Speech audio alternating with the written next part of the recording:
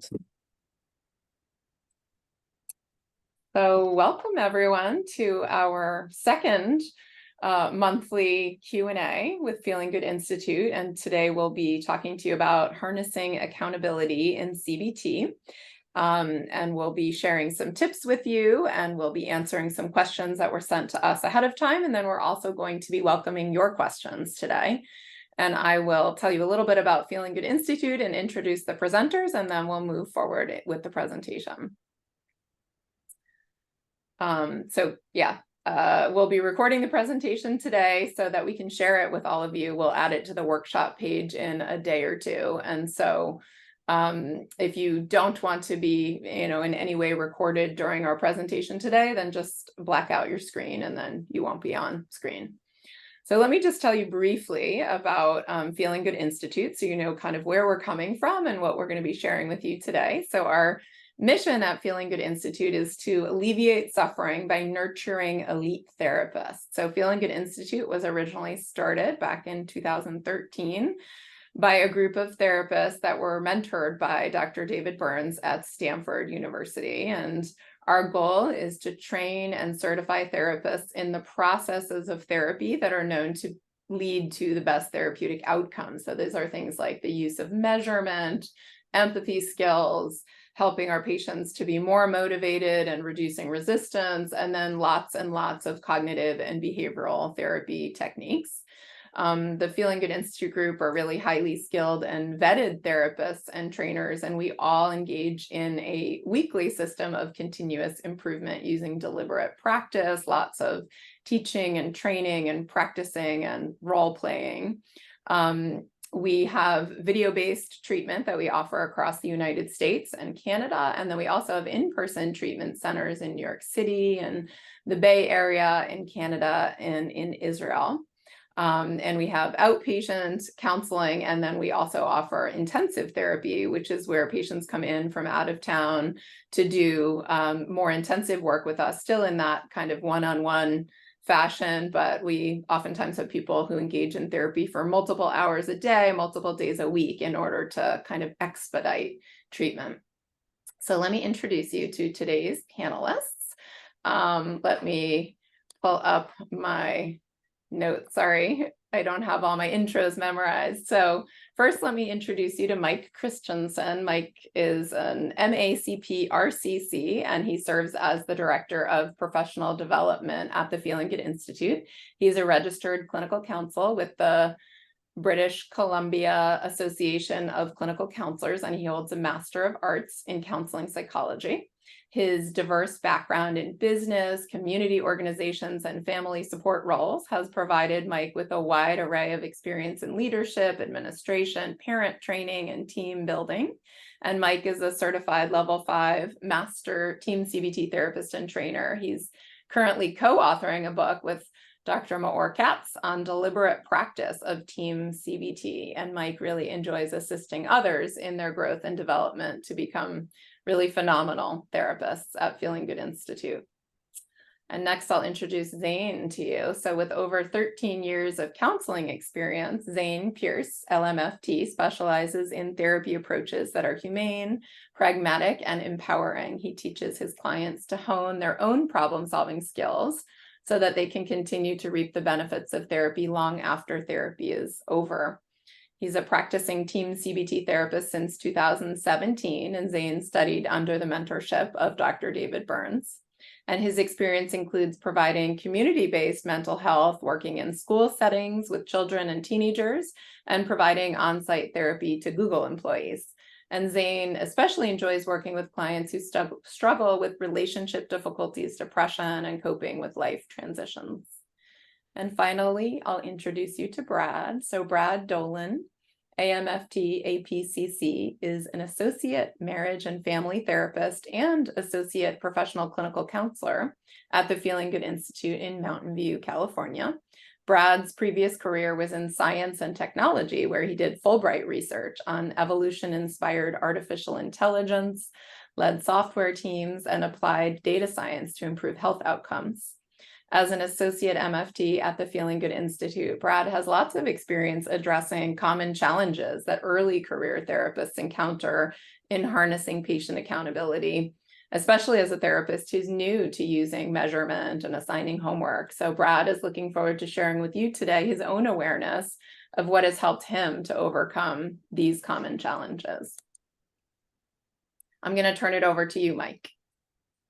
Thanks, Jill. Well, we just wanted to stimulate our thinking a little bit and get a bit of a sense of where you're at, because we know where we've had struggles. But I'm just going to run a poll here, and it's a multiple choice. You can answer as many that come up for you. Have you had clients or patients who any of the above or any of the below? Show up late to sessions, don't do therapy homework, forget or neglect to do mood surveys, or reluctant or hesitant to get to work during sessions. Just give you a minute to fill it in.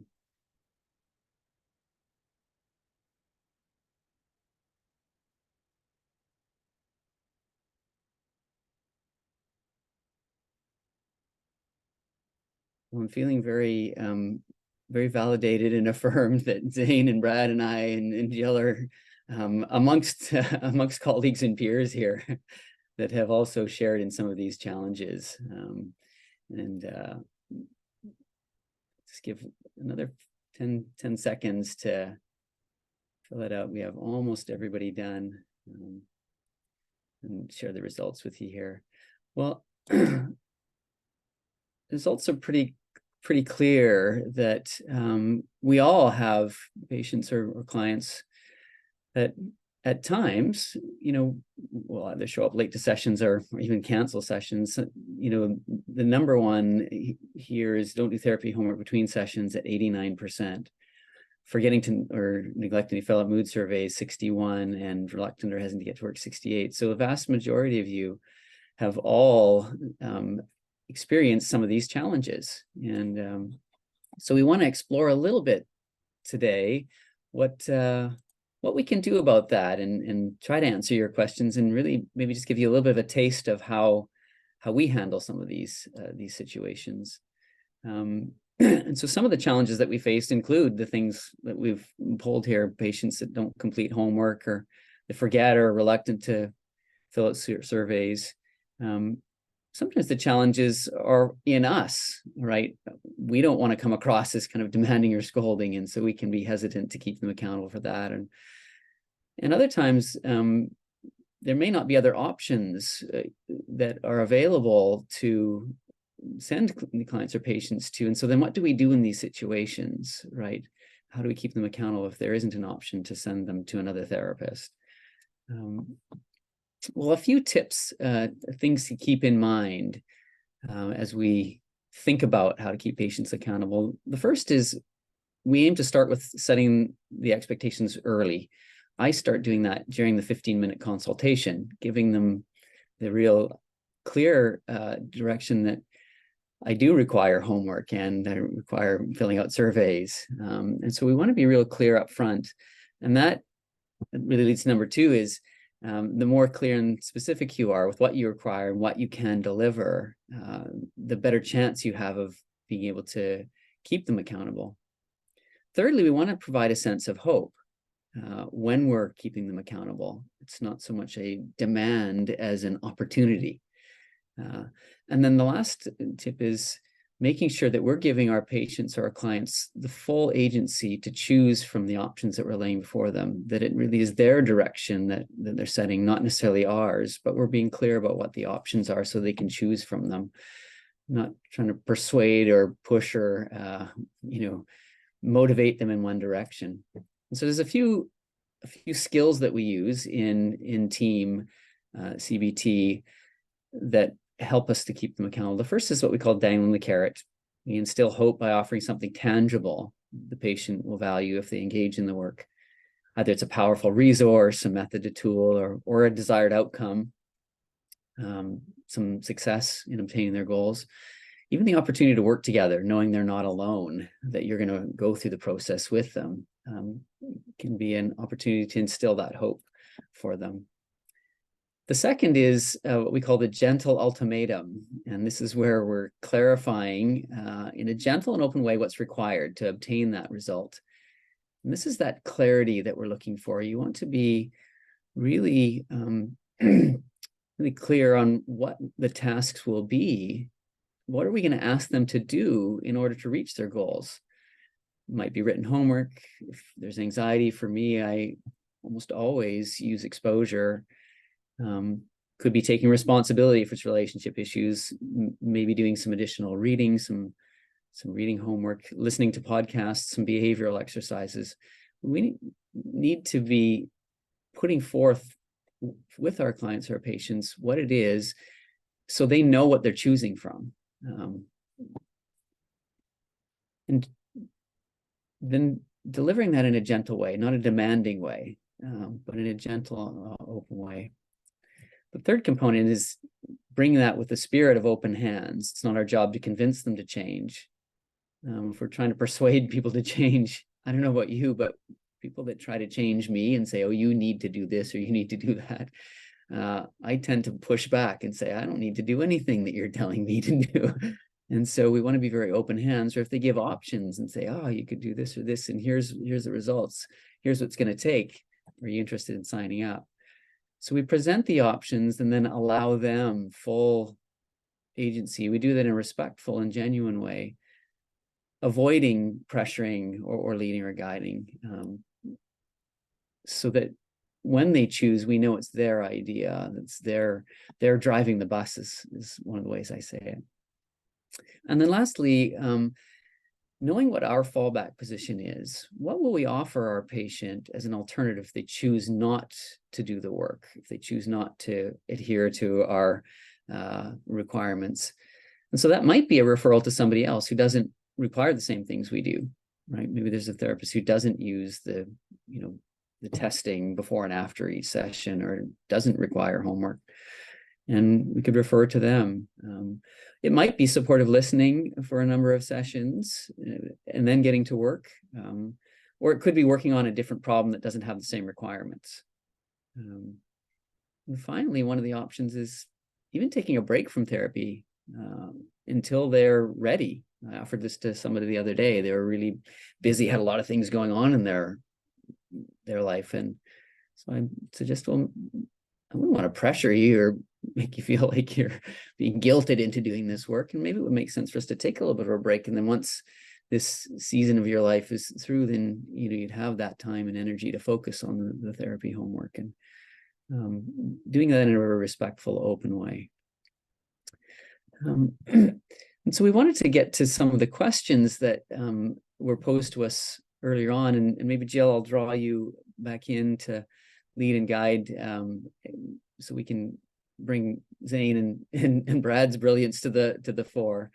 Absolutely. So before I lead the questions, I'll just make a couple summary comments on what Mike said, which is, I think the important piece, and for people who've done other trainings with us, this would be very familiar, but as Mike is stating, that when someone seems reluctant or ambivalent or not quite doing what we think they need to do in order to get better, our goal is not to chase them or convince them that they have to, but our goal is to share with them, as Mike said, dangle a carrot and share with them what we have to offer and how great we think things would be if they did engage in the work. And then to be really clear about what it is that's required. That's that gentle ultimatum. In order to get better, you'd actually have to be doing daily homework or engaged in exposure therapy, and then turning to them and saying, so what do you think? Right? Kind of, we're saying, do you want to get better? Do you want to do this work and see this beautiful outcome? Or do you think this isn't quite the kind of therapy that you're looking for right now? And so we believe, right, that people need to do certain things in order to get better.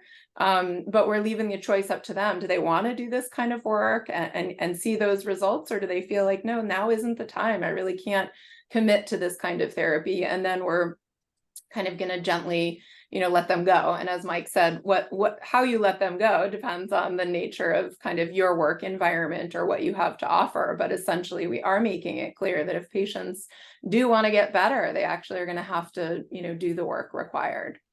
So kind of given that, and I think with the questions, Mike and others will also model some kind of answers and some things you might actually say, because I think it's very helpful to hear some of that modeled for you. But I'll start with some questions that were submitted to us ahead of time.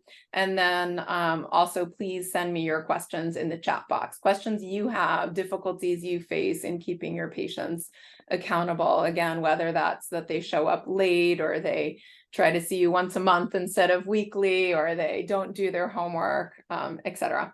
So I'm going to pose the first question to Zane, although any of the presenters would be very welcome to jump in and piggyback. But the first question we got sent to us ahead of time was by Anne, and she said, the biggest barrier that I run up against of all the things is that I only do virtual. I only work online, and a few of my patients can't figure out the electronic forms that I'm sending to them, and I don't know how to explain it to them, so they end up just getting frustrated, and so do I. And even further, some of them only have their phone, and that isn't the best medium for doing, these forms. She mentions the DML, that's the daily mood log or the brief mood survey. Do you have any tips or suggestions for kind of how to get patients to engage in doing their forms online and doing their homework online? Yeah, I think this is a great question. It's one that I've struggled with as well in working with clients. I do think that virtual therapy definitely comes with its own set of challenges, and using online forms is one of them. So I think from the outset, this is maybe a really good opportunity for you to get to know your client better, to find out at what point this person is getting stuck and where they're feeling confused. A therapist could use their screen sharing to kind of walk them through the steps of the daily mood journal. It could also be that the therapist might be feeling stuck themselves and might have their own cognitions about using technology. So that might be, this is an aside, but that might be another direction in which the therapist could kind of address this internally. But talking about workarounds, yeah, we might want to talk to our clients about, are there other options? Is there a possibility for them to meet you on the front via their laptop or their desktop computer, so they could see, so they could have multiple windows open, including, being able to have face-to-face contact with you, or could the client perhaps use some combination of a smartphone and a tablet or something? And of course, if that's not available, because it's not available to everybody, some people just work better off of pen and paper. I think there really is something to that. So one thing I've done would have clients to print up a copy of the daily mood journal at home. Like if they own the book Feeling Great, there's actually a URL in there that the client can actually visit, so they get the daily mood journal on their own device, and they can print it up from there.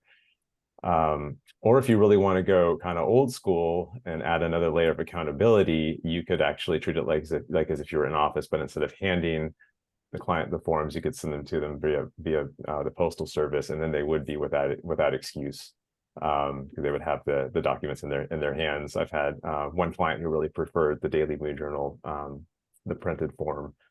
So he would just send me like a photograph and upload that to the chart, and so I'd be able to follow along that way. So I found that to be a nice workaround. As for the brief mood survey, if you're using Simple Practice, you could have the person do it beforehand and afterward. Although I know not everybody here uses that format. But with a brief mood survey, yeah, they could do something similar, print it up at home, filling it out, perhaps taking a picture, perhaps holding it up to the screen so you can review those scores and go over that in the way that you usually would. If they're on their smartphone and they need to navigate away from the conferencing software, it might turn off the camera, but I don't think it would cause one to lose a connection. Now, another aspect of this is the length of the surveys. So yeah, we want to meet our clients where they're at with compassion. So it might be a matter of using maybe one of the kind of more tailored or adjusted forms, like perhaps like there's a child version of the brief mood survey that one could use. You could also, if you're working on a specific thing like anxiety, for example, you could have them just do the brief anxiety survey. So those are some possible workarounds. Great. Thank you, Zane. You brought up lots of important things. So I just want to highlight one thing you brought up, which I don't know if people really got it, but I think is an important point, is that a lot of times these are therapist barriers and not just patient barriers. So if your patient is giving you the runaround on filling out forms or doing homework, you kind of have to ask yourself, am I committed to this, right? Have I talked this up in a way that I've made it really clear that it's super important, or do I even feel comfortable with the technology? And you talked about sharing your screen. I think that's hugely valuable. If a therapist shares their screen and they actually walk through how to complete a measure, that will help the patient to do it as well. And you talked about, many workarounds. And so the, number one is making sure that you're motivated, making sure that your patient is bought in and motivated, willing to do it. And then number two is then addressing the nitty-gritty about how to actually make it happen. Someone also entered an idea in the chat box as you were talking that was about that there are some apps that sometimes have cognitive therapy forms built into them. I know that David Burns is working on the Feeling Good app, and it's in its beta version, but you can definitely actually try that out for yourself as a therapist or for your patient. And I think it's on his website, which is feelinggood.com. So great. That's great. We've got lots of other questions, so I'm going to move on to the next one, but thanks, Zane. So the next one I'm going to ask you, Mike. This one is there any way to make a patient who's receiving money from the country because of their mental disorder, so disability, that kind of thing, accountable? Like, how do we make this kind of unique patient population accountable, given that I assume embedded in this question is given that there's maybe some secondary gain or some benefit to being symptomatic? Yeah, this is such a good question, because this is a difficult and challenging situation to be in. And I know I'm sure Burns has talked about this on podcasts, but he's got a pretty hard line for, I think, himself, or he wouldn't work with somebody who's getting other secondary gain benefits. The motivation, you've got competing motivational forces going on here. And so, when I ask myself this question, is the motivation to get better more powerful than the motivation to maintain financial stability, right? And that can be a real difficult one. I had an example of somebody who came to see me. This is a number of years ago, and she had been in a vehicle accident, and then there was an insurance kind of claim where there was going to be a lot of money involved. And when she first came to me, she said, "Yeah, I want really help with my anxiety about driving, that sort of thing." And I said, "Great, I'd love to work with you. I have a lot of great skills and tools that we can apply and help you overcome this anxiety." And then in the second session, revealed that actually, there's this kind of upcoming lawsuit, and there's a lot of money on it, and so really wanted my assessment forms to prove that she had anxiety. And so the motivation to get better was actually not that high, because the financial gain from continuing to get a assessment of anxiety was so high that the tools that I had available to her were not going to be powerful enough to help her overcome it. And so I had to make the difficult decision of actually releasing her from therapy and saying, I'd love to work with you, and it would be a pleasure to show you how to overcome your anxiety, but I don't know that I have anything powerful enough to overcome the challenges that we're facing with the impending lawsuit that's on the horizon. But once it's done and that's all completed, then by all means come back and see me, and I'd be happy to work with you. And so that was sort of my fallback position, a little bit of the carrot dangling, but also the gentle ultimatum. There's always some motivational component, but you have to ask yourself the question, is it going to be powerful enough to overcome? And there are some situations. I've had one person that I worked with who was receiving disability, but they were incredibly motivated, right? And they said to me, I need to get out of this. I want to get off of this, the support I'm getting, and get my life back so I can get back into my career. And they were very motivated. But I'll be honest, I was pretty aggressive in, I'm going to use the word pushing hard to make sure, now in a gentle, way, but also really clear about what I could and couldn't deliver. So becomes a judgment call, but I'm fairly hesitant to work with people who are getting support if it's going to maintain their symptoms.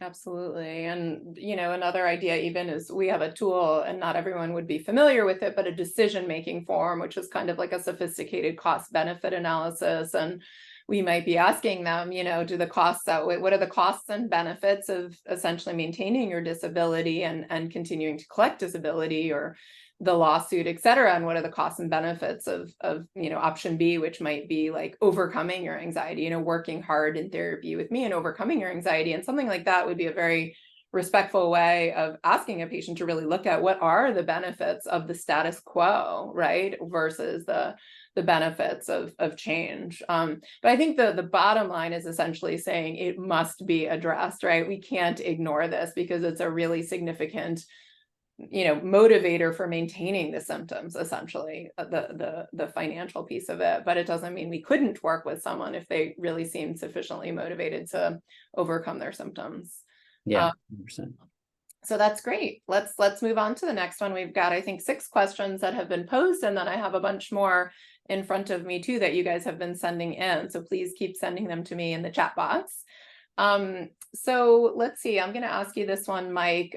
Could we see a demo of how you would talk to a client who stopped filling out their measures? And I just want to tell people what we mean by that is we have all of our patients complete measures of their symptoms at the beginning and end of every session, with every patient, so that we can track progress over time. We feel like that's a super important part of doing effective therapy. And we also have them fill out a measure after session that speaks to the alliance and sort of how they feel about the therapy session. And so this person is saying, what happens when you're working with someone, you've introduced measurement, that patient knows it's super important, maybe even they started out doing it, but then they stop doing it. They kind of fall off the wagon. So Mike, what might you say to someone in that situation? Yeah. And this is a great one as well. And I just really appreciated when we were discussing this, Zane very wisely said, it would depend a little bit on the situation and, what is the reason for them not doing the filling out the brief survey. So I'm going to give you 2 examples. I'll try and model both of them. The first is somebody who forgets to fill it out, like consistently forgets to do it. And I had a client that I work with who had an ADHD diagnosis, and they had every intention to fill it out, but then they get distracted and they forget, and then they'd come back to the next session and they hadn't filled it out yet. And so in that case, I got creative with a solution for them. And I said, it's so critical that we get this. It really helps us to stay on track and to know, what's working and what's not. And noticing we're having a struggle of getting that done, even if I send you a reminder. And so I'm wondering if we could try this out. And at the end of our session, we use 10 minutes where I do some notes. And before you log off, I would like you to fill it out.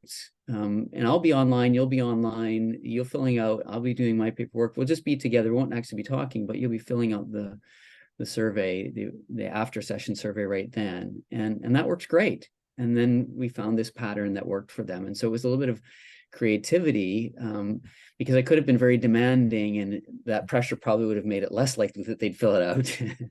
And so we figured a solution. The other situation is I had somebody who was reluctant to fill it out and hesitant. And this happened to me just yesterday afternoon, actually. And so what I said to this gentleman was, and this was a first session and they were reluctant to fill it out. I said, the way I work, I'm really ineffective actually without these surveys before and after every session. It's like a really key tool for me. And it's kind of like my son is an auto mechanic. He fixes cars. And if you took your car to him and said, I'd like you to fix my car, it's not running very well, but you're not allowed to use your tools, he would say, well, I'm not effective. I can't. And so it's kind of how I am. I feel like I'm, working blind, and it wouldn't be fair to you to give you the impression that I can really deliver the kind of therapy that you're looking for, the results you're looking for without these.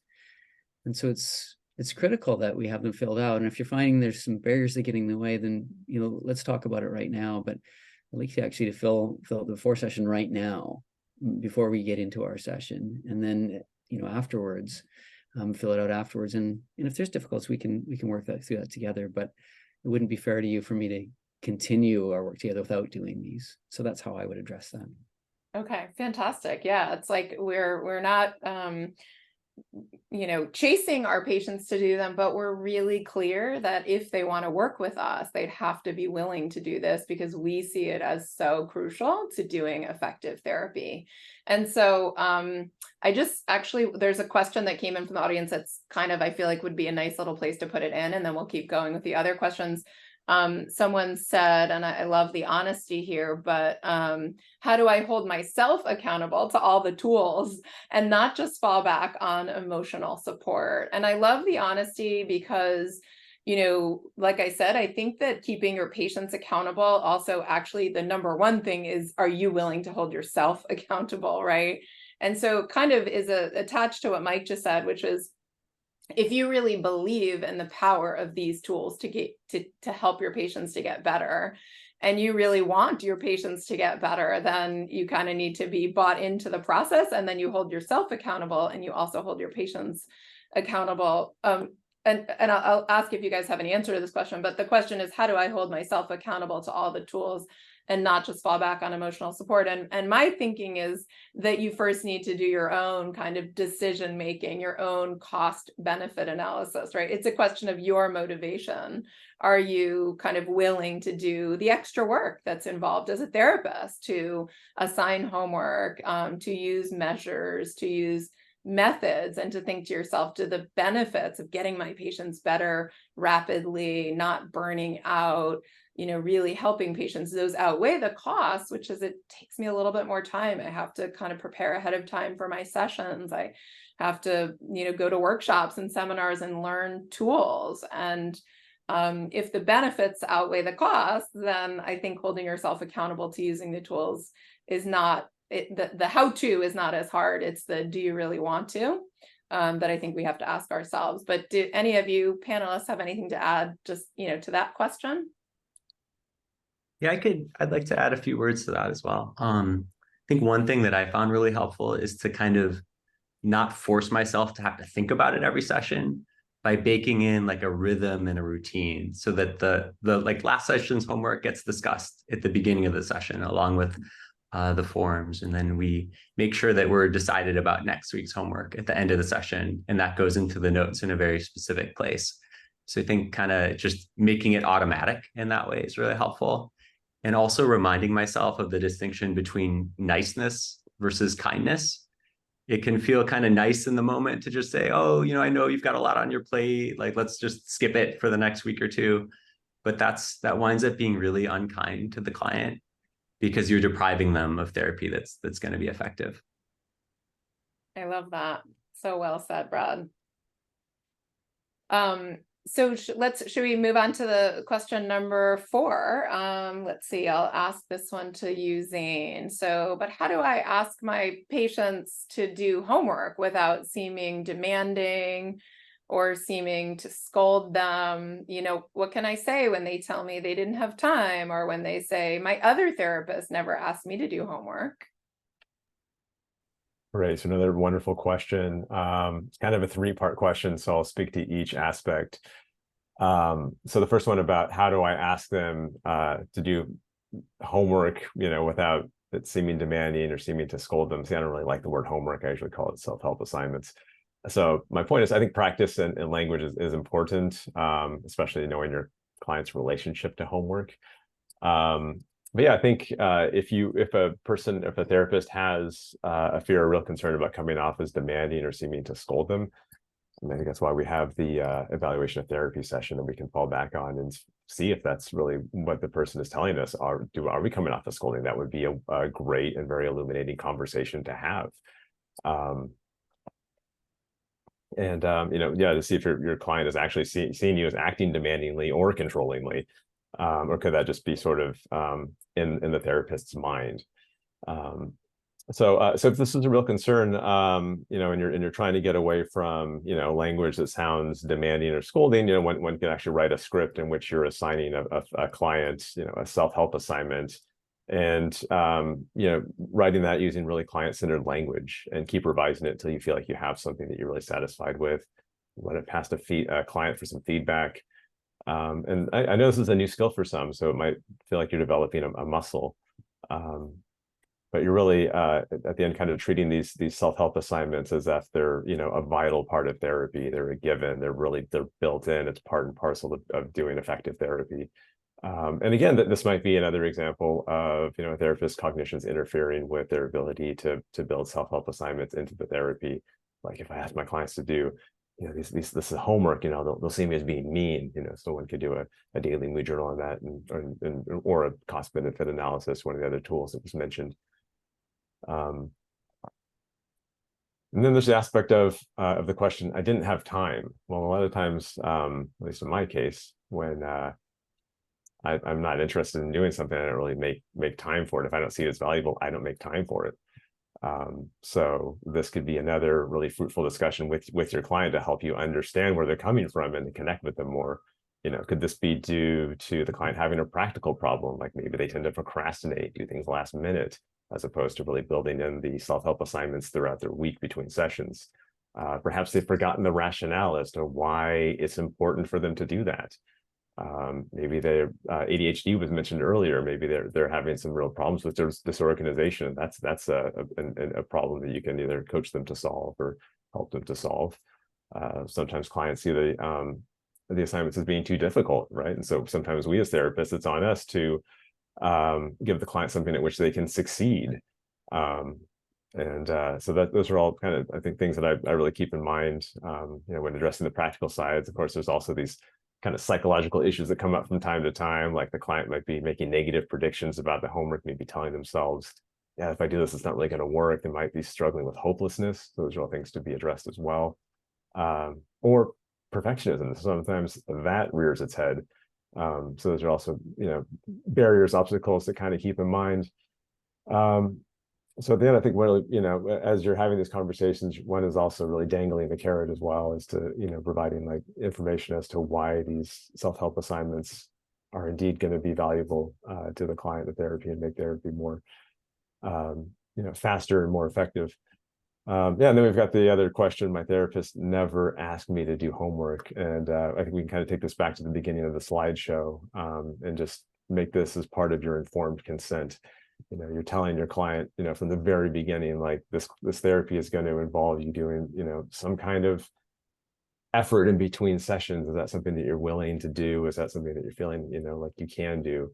Like Mike said, be really clear up front, and you know, it also helps to provide a really, you know, solid rationale, and, you know, take time explaining it and just really work that into you know, the kind of the setup phase of therapy, if you will.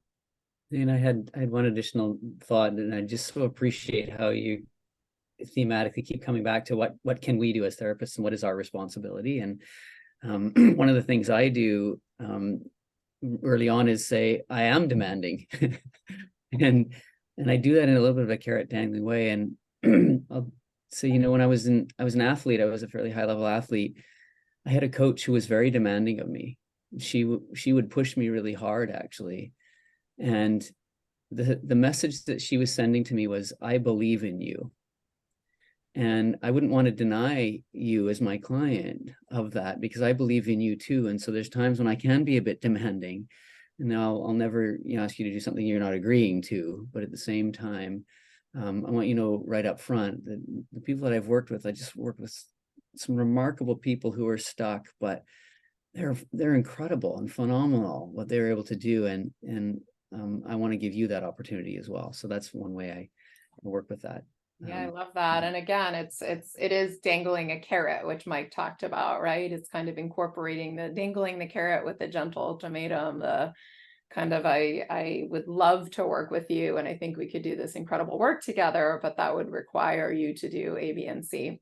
I just wanted to say, someone from the audience also added, which I think is wonderful. One of our audience members was taking a stab at answering, or at least, you know, sharing her idea, which I think would be fun to share too. So Kate in our audience said, I educate clients about effective therapy, and I discuss from the outset that simply talking might develop some insight and might feel helpful initially, but it doesn't reduce symptoms. But teaching you coping skills, doing homework, learning how to manage your issues effectively, you know, presumably through this hard work, is, you know, what will bring about change. So kind of, you know, explaining these two different ways of working in therapy, and then kind of dangling the carrot about the one that's gonna, that we're proposing. She also said, I note that these tools will be in their toolbox to better manage their emotions for the rest of their lives, not just for a short period of time.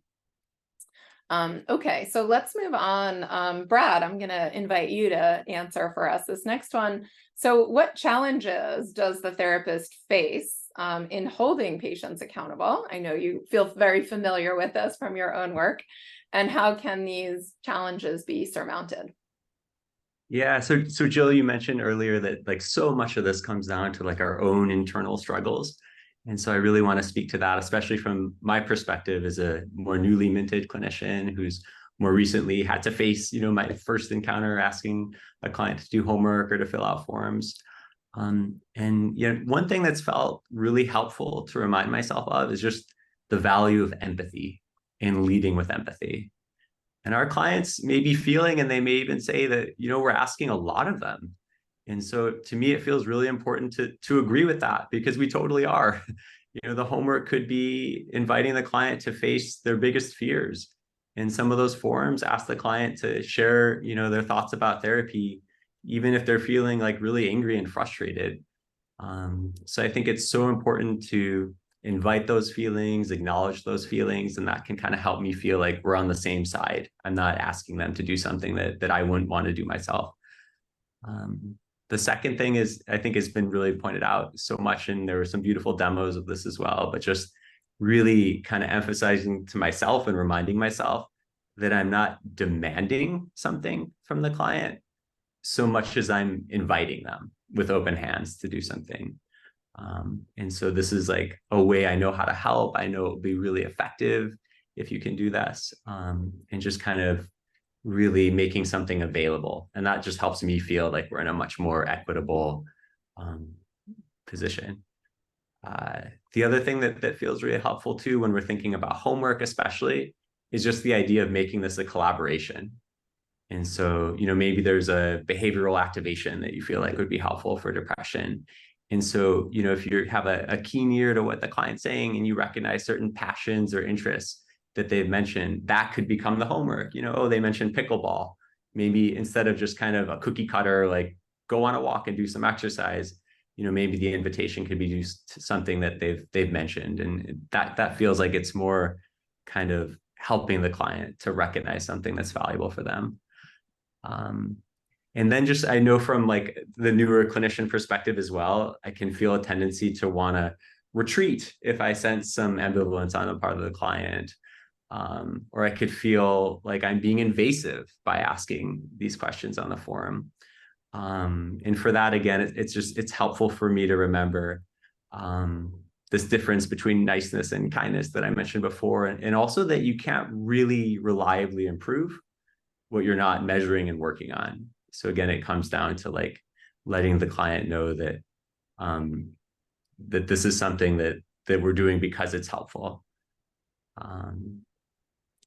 Yeah, and then I think also just to kind of capture as a newer clinician, it's really helpful to kind of have structure to this, and like our own, that our own notes reflect what the homework was. It just kind of builds in that automaticity.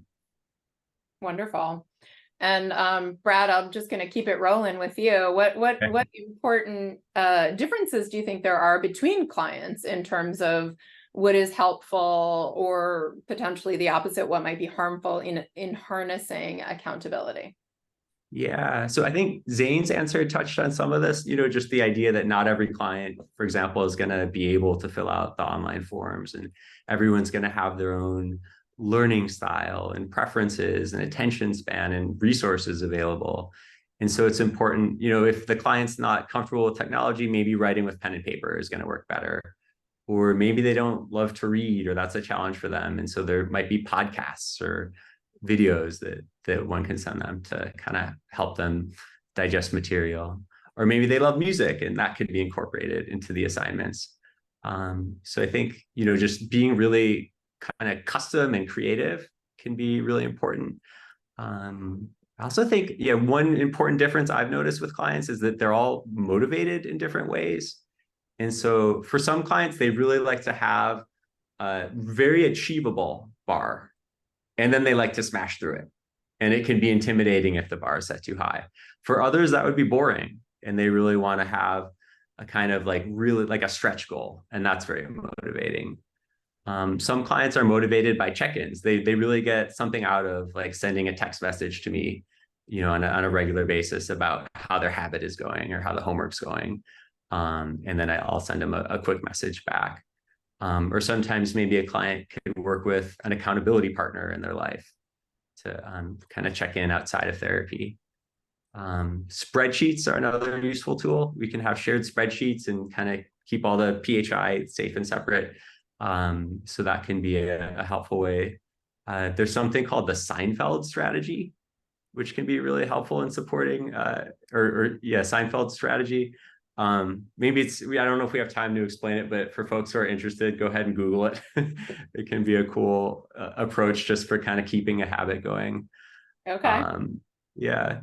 And there's all kinds of things. A lot of this too just overlaps with like habit work, so that there's like some clients are motivated by a certain negative repercussion if they don't kind of engage in the homework or the habit, like so maybe they donate to charity that they like, or even more motivating for some folks is to donate to a charity that they don't like.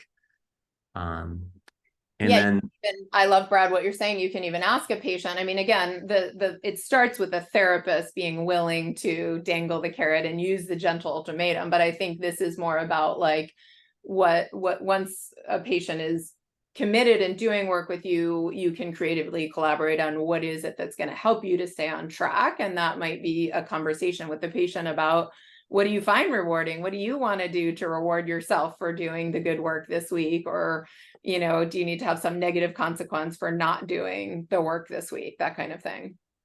Absolutely. Yeah. And this really comes down to like being specific, which is such an important part of team and so important in working with clients.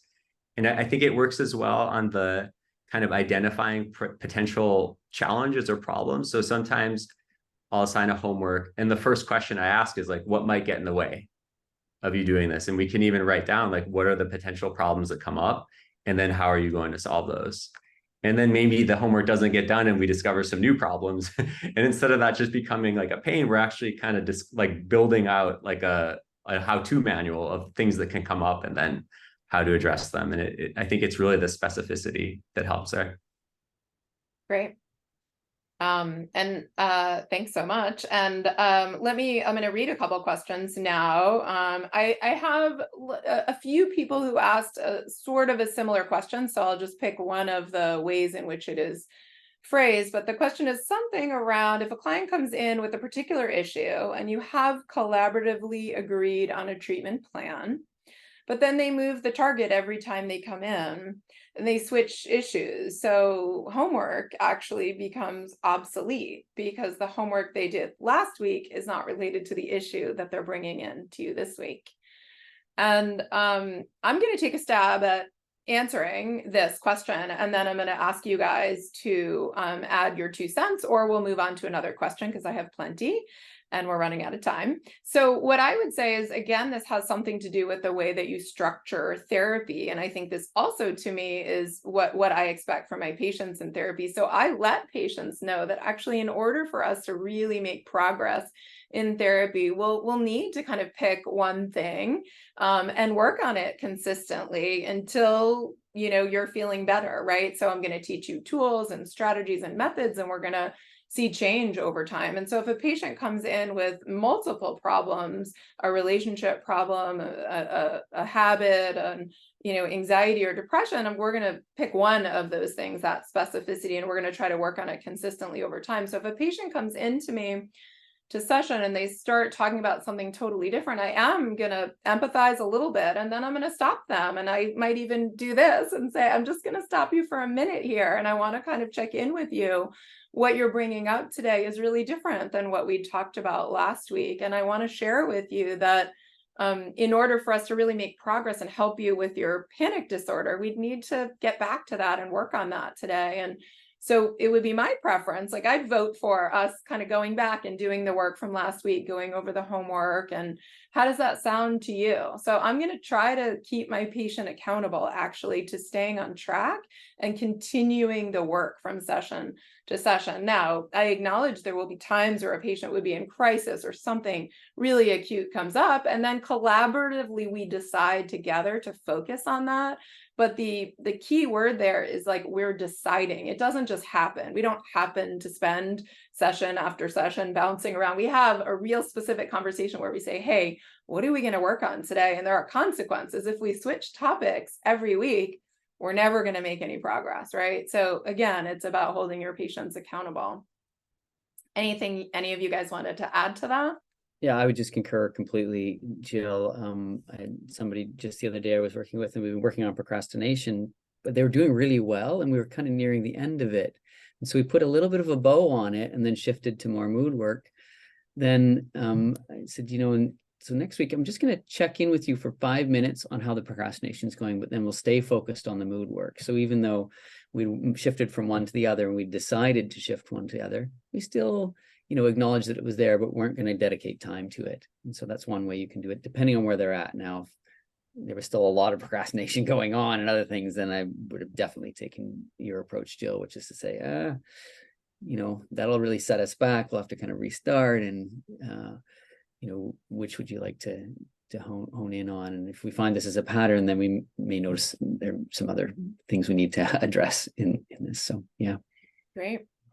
I have one more question we'll do, and then we have some kind of wrap up slides to share too. So this question says, what if after dangling the carrot, as you suggest, and offering the gentle ultimatum and sitting with open hands, the client continues to say, like, I have to go back to this multiple times. The client continues to say, I don't know how to answer that. Like they can't come up with a decision on what they would like to do. Are they willing to do the work? And they kind of seem wishy-washy. What might you do? So you let me know if you'd like to answer. I'm sure Mike is happy to. Zane, do you want to take that one on? Sure. Yeah. So it sounds like we have a situation where a client just doesn't know how to answer the question of like, are they going to do like therapy self-help assignments? Is that right? Sure. Yeah. Yeah. So yeah, I think it goes back to maybe offering some multiple choice. Could we talk? Empathy for X amount of sessions. Now, this could be about like an agenda, like a particular agenda that they want or a problem they want to. Yeah, then you might offer sort of like, hey, you mentioned this, and that problem, and this would be my approach for each of those. This is how I would want to collaborate with you. Do any of these sound like they're particularly appealing to you? At least that's my approach. Okay. It's pretty rare as the patient who wants you to decide for them. I'd feel pretty uncomfortable doing that. Yeah. Although I would give my professional recommendation of like, well, given that, I think we would make the most headway, the most progress if we were to start with this issue, and then it would dovetail into this next one. Mm-hmm. So great, thanks, Zane. And Mike, let me ask you, I think the more broad question, which is you dangle the carrot, you do the gentle ultimatum, and the patient goes, I don't know, So tell me, Mike, how might you respond to that? Yeah, for me, if I'm not getting an enthusiastic yes, it's actually a pretty strong no. And so they're just gently in a nice way. I love that word, Brad. In a nice way, they're saying, no, I don't want to. And so then I would fall back to empathy, like Zane said, get a sense of that and then explore what the other options are. But I wouldn't move forward with them because that resistance will rise up. Absolutely right. So in this context of the patients, if we're offering the gentle ultimatum or the carrot, and then we're saying, and you'd have to do A, B, and C, and the patient is saying, I don't know, I'm actually pretty direct and say, yeah, I think that sounds like a really nice way of saying no, thank you, right? And by no means would I want to push you to do this. And so sounds like maybe you're not really wanting to have to do homework, and that would mean maybe this isn't the best therapy for you. Don't get me wrong, I'd love to work with you, but I'd never want you to be working with me kind of unwillingly, right? And if you wanted to work with me, you'd have to be willing to do that stuff. And it sounds like you're saying, I don't think I am. I don't know that I am. So, maybe let's think about what are other options for you. So the point is we have to be willing to let people go. It's not an ultimatum unless it's not a gentle ultimatum unless we're actually saying, and the alternative is that it wouldn't make sense for us to work together. Or in the case of I don't want to do exposure therapy, maybe there's something else you wanted my help with. It doesn't sound like you're wanting to do that. But to Mike's point, if it's not a resounding yes, then it is a gentle no, a hidden no. And that's how I respond as well. So Mike, if you could move forward on the slide. We have just a couple of minutes left, and so I'm going to share some information with you guys. If you enjoyed this conversation about trying to hold your patients accountable, holding yourself accountable, if you'd like to hear more examples of how to do this and also practice it in breakout groups with feedback, Mike and I are offering an upcoming workshop at the end of October. So all the info is on the slide, and we'll send you some follow-up info about it too, but we'd love to see you there. It's a 4-hour workshop on Friday morning. And the cool thing about this is we will not just be offering didactics and answering questions like today, but we'll be teaching you very specific tools that you'll then go and practice in breakout groups with helpers and get feedback so you can actually master these tools. And then the next slide, Mike. Also, so a couple of you have written in the chat box, thanks so much for these free Q&As and free didactics. So thank you for your thank you. We hope that you'll put this on your calendar that the first Wednesday of every month at noon Pacific time, we are offering these trainings. So some months it's a Q&A like it was today, and there's no continuing education credit. And other months we offer continuing education credit, and it's like a full didactic. So next month, November 1st, we are going to be presenting, Angela Crum is going to be presenting CBT tools for rapid recovery from social anxiety, teaching you self-talk, exposure, and shame attacking. And so again, it's 1 hour, it's 1 CE, and we'd love to see you there. And you can find our monthly didactics on our website, which is feelinggoodinstitute.com. And then Mike, if you can share the last slide. So yeah, we'd just like to say thank you to all of you for joining us for the webinar today. We hope that you found it valuable and that it provided you with some practical tools to help you to hold yourself and your patients accountable. Just to share a few additional resources with you on this slide. If you're considering furthering your training in Team CBT, which we hope you are, then we offer certification and training programs. And if you have any questions, you can reach out to us at certification@feelinggoodinstitute.com or check out our website. Also, if you know anyone who could benefit from our services, whether that's a friend or a family member or a patient of yours, you can go to our website and see therapists that have immediate availability and are happy to do a free screening. So yeah, as always, our commitment is to try to be helpful to you. We believe in the power of sharing knowledge and building meaningful connections. And so if you have any other questions or feedback, there is a feedback form on your workshop page. So I do hope that you logged in and you were able to get the Zoom. If you just click forward on that after the Zoom link, there's a really brief survey just asking you to give us feedback. The way that we can keep kind of refining and improving our trainings is getting feedback from you. So please give us some feedback, and then, let us know how we can help, how we can support you, and how we can offer better and better training. So thank you guys for being a part of the webinar. We really appreciate your time and your engagement, and we look forward to seeing you at future webinars. And then I also just want to say thank you so much to our wonderful panelists, to Mike and Zane and Brad. I think you guys offered a lot of wisdom today, and also, a lot of heart. So that's always wonderful to see. Thank you to everyone for the great questions and also some of the suggestions. It was fun to be a part of. Great. Thanks, everybody. Have a great day.